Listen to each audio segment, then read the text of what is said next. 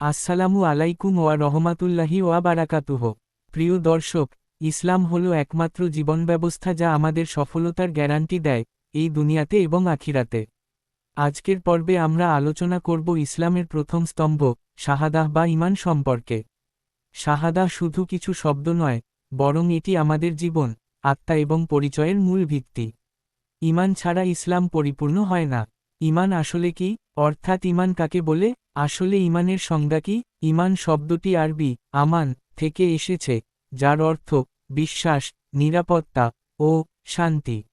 ইসলামী পরিভাষায় ঈমান হল আল্লাহ, তার ফেরেশতাগণ, কিতাবসমূহ, নবীগণ, কিয়ামত ও তাকদীরের প্রতি দৃঢ় বিশ্বাস। সূরা বাকারাতে আল্লাহ বলেন, রাসূল এবং মুমিনগণ ঈমান এনেছেন আল্লাহ ও তার ফেরেশতাদের প্রতি, তার কিতাবসমূহ ও রাসূলদের প্রতি। সহিহ বুখারীতে রাসূলুল্লাহ সাল্লাল্লাহু আলাইহি ওয়াসাল্লাম বলেছেন, তুমি যদি ঈমানের মিষ্টতা আস্বাদন করতে চাও, তবে আল্লাহ এবং তার রাসূলকে সর্বাধিক ভালোবাসতে হবে। এবার আসি ঈমানের গুরুত্ব সম্পর্কে। ঈমান ছাড়া কোনো আমল কবুল হয় না। ঈমান আমাদের জান্নাতের পথে পরিচালিত করে।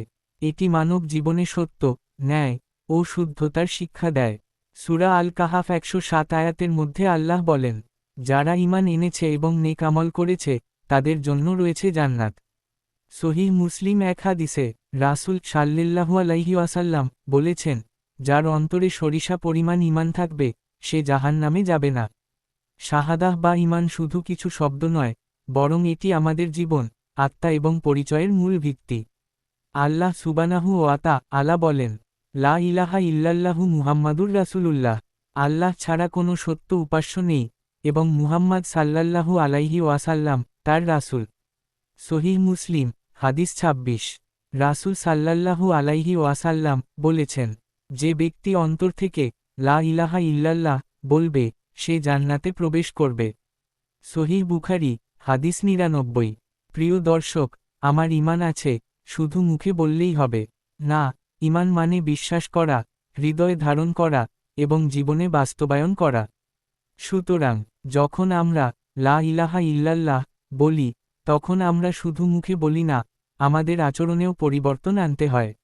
রাসূল সাল্লাল্লাহু আলাইহি ওয়াসাল্লাম বলেছেন, যার মৃত্যু হবে এই বিশ্বাস নিয়ে যে আল্লাহ ছাড়া কোনো ইলাহ নেই, সে জান্নাতে প্রবেশ করবে।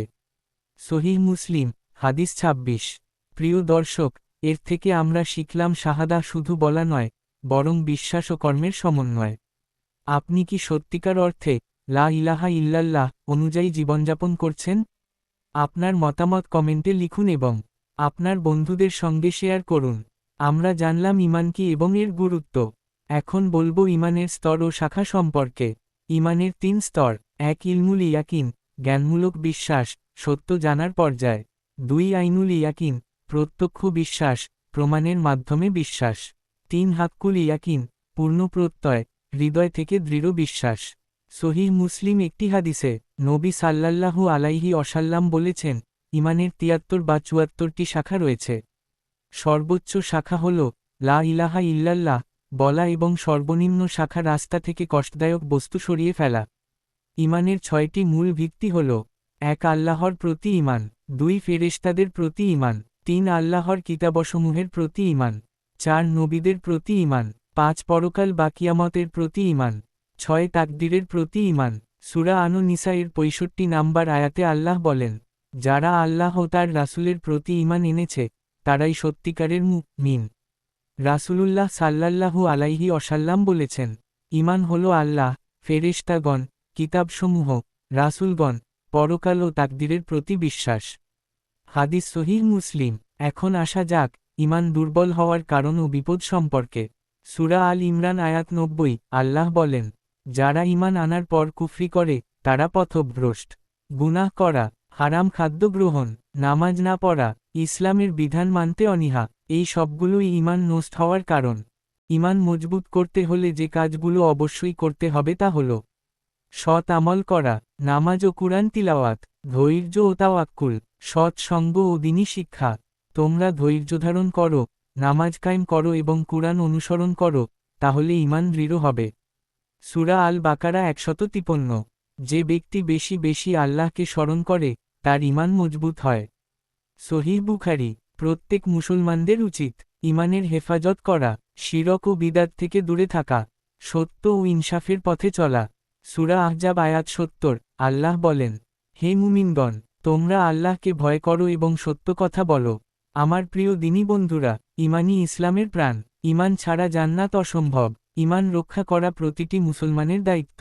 সূরা আল ফাতহ আয়াত ২৯। আল্লাহ বলেন, যারা ইমান এনেছে এবং নেক আমল করেছে, তাদের জন্য আল্লাহর পক্ষ থেকে মহাপুরস্কার রয়েছে। বন্ধুরা, আজ আলোচনা করা হলো ইসলামের প্রথম স্তম্ভ ইমান সম্পর্কে। পরবর্তী ভিডিওতে দ্বিতীয় স্তম্ভ নামাজ সম্পর্কে আলোচনা হবে, ইনশাআল্লাহ। এই ভিডিওটি আপনি সবার সঙ্গে শেয়ার করেন, সবার কাছে পৌঁছে দেন এবং কমেন্টে মতামত জানান। লাইক করুন, সাবস্ক্রাইব করুন পরবর্তী ভিডিও এর জন্য। আপনারা ভালো থাকবেন, সুস্থ থাকবেন, দিনের পথে থাকবেন, ইনশাআল্লাহ। আসো সালামু আলাইকুম বন্ধুরা।